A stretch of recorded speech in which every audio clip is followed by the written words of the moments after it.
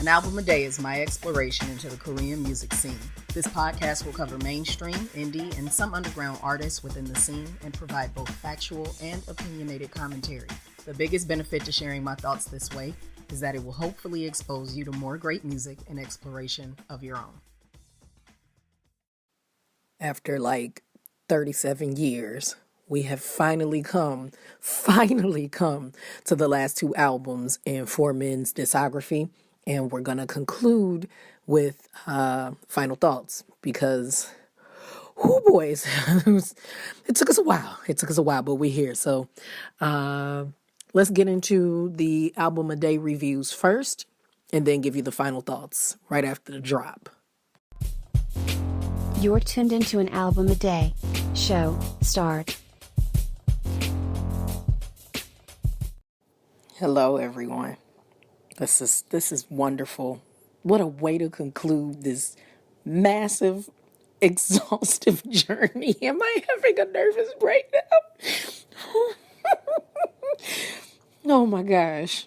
For several weeks, for the entirety of season 2, ultimately, we have focused on South Korean R&B group Four Men. It went from 4 members to 3 members to the definitive 2, and the 2 being Shin Young-jae and Kim Won-ju.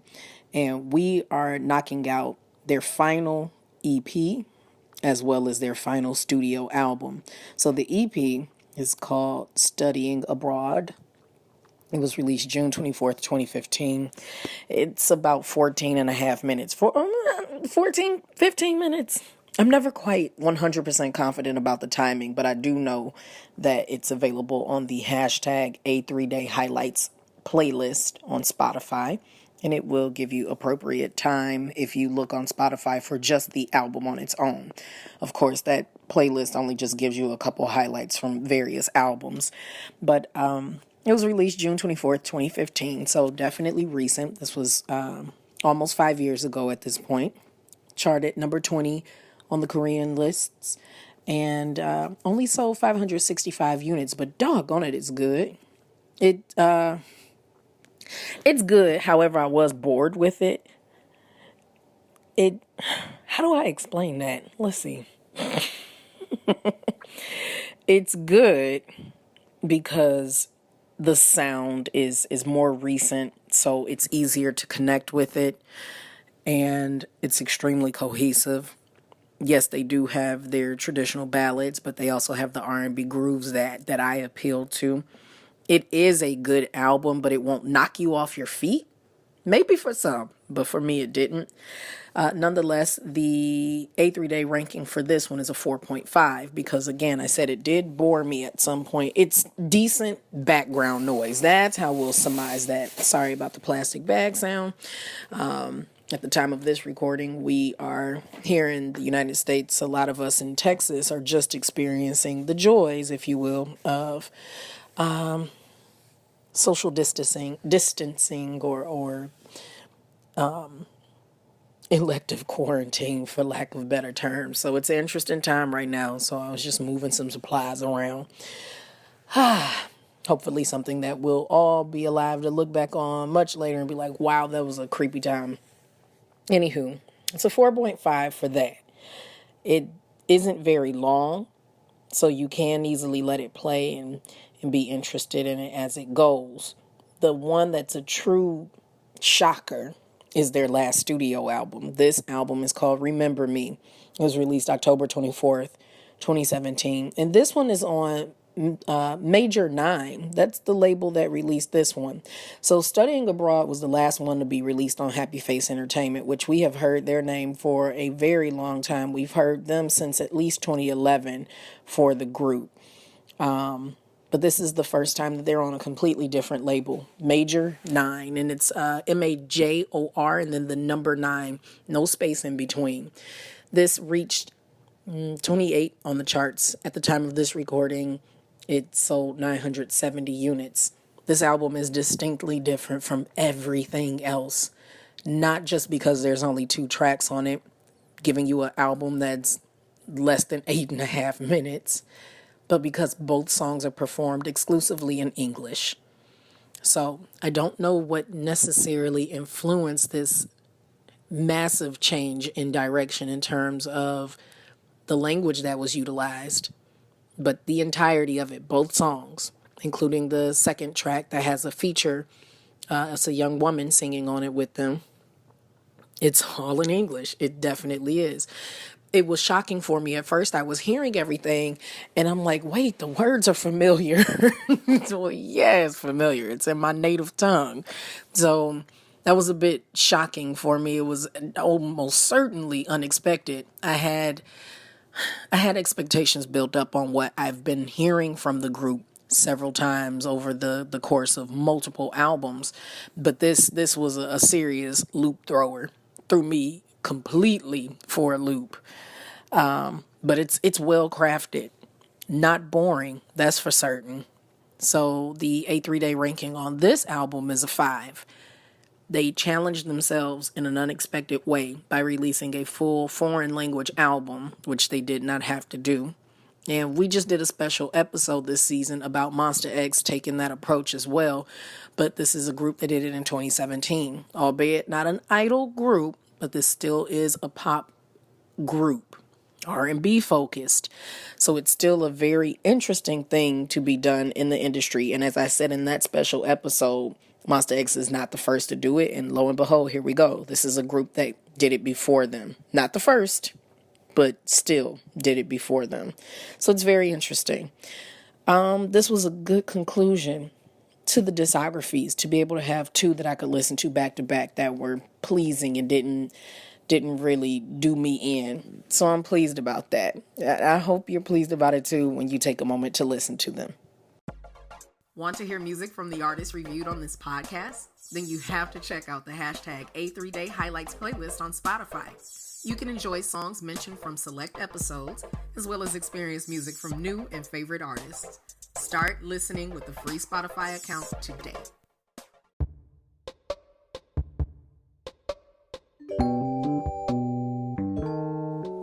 Welcome to Final Thoughts, a 100% unscripted closing for today's artist.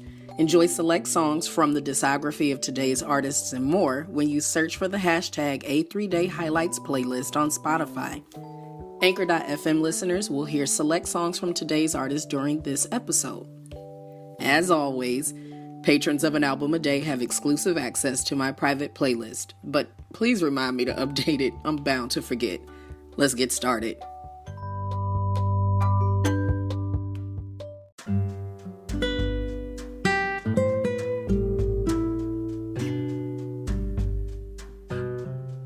All right. Let's be real. I think we can certainly say that of all the groups that we've listened to thus far, I suffered the most with this one.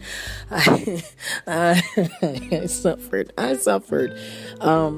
This was a test of my commitment and my emotional strength for real.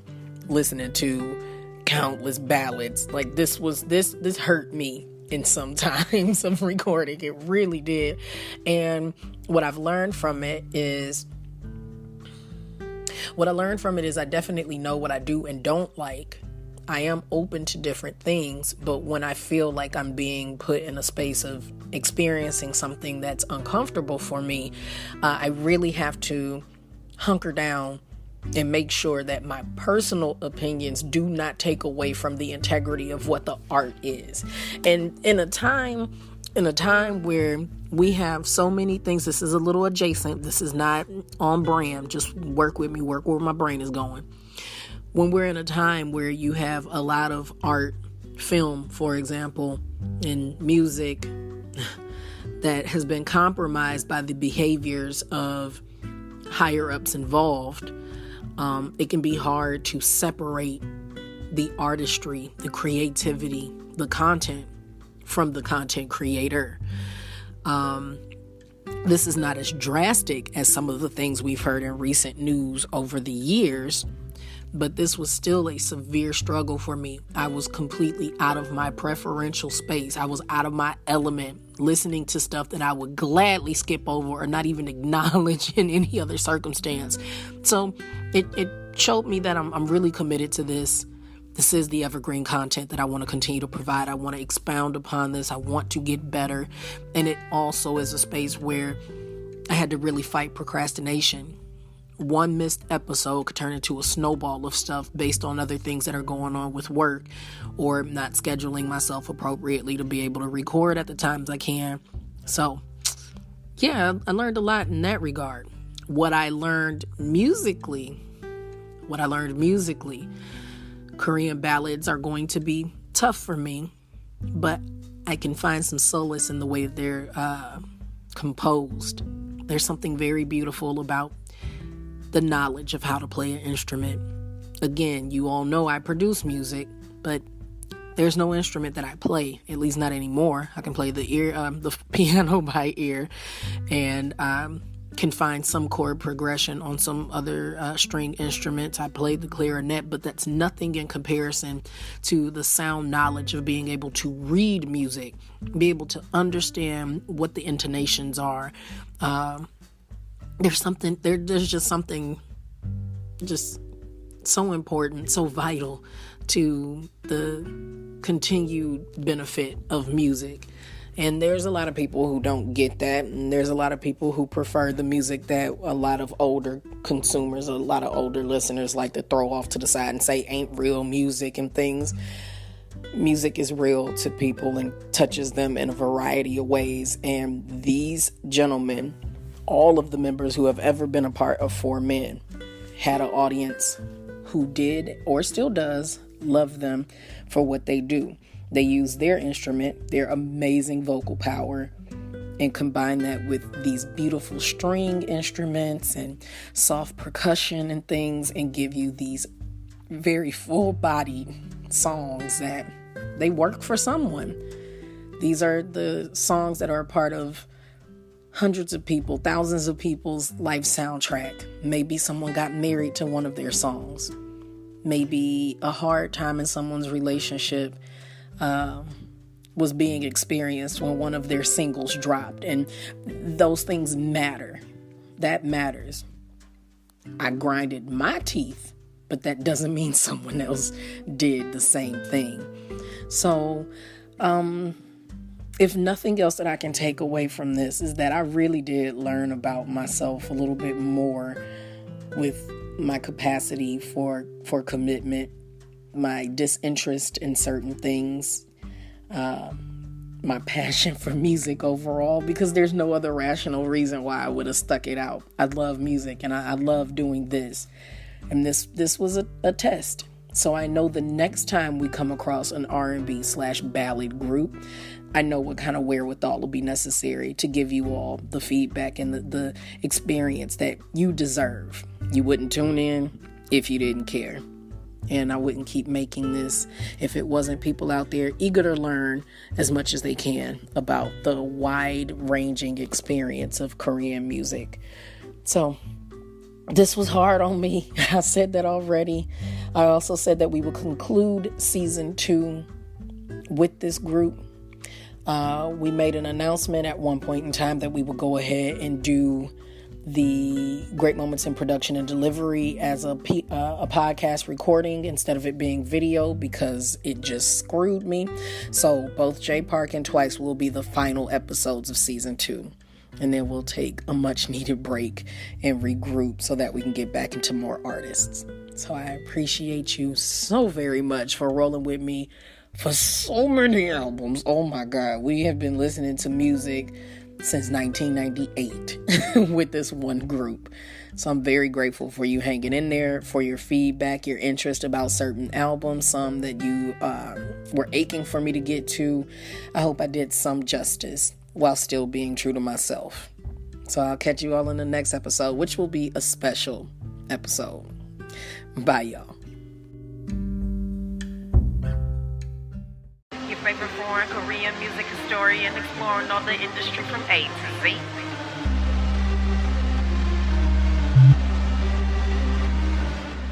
There's sponsored ads and social media hashtags, but this show is truly supported by the efforts of my McGualas, the most amazing fan base a little entertainer could ever have.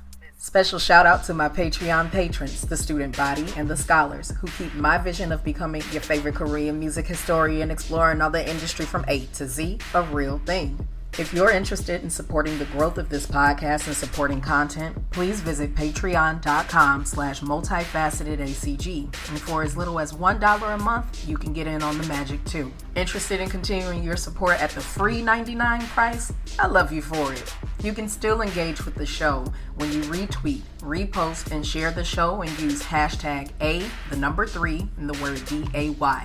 You can also tag MULTIFACETEDACG to get my attention. And if you're listening to this podcast on a platform other than Anchor.fm, please leave a few stars or a review to keep things growing in the right direction.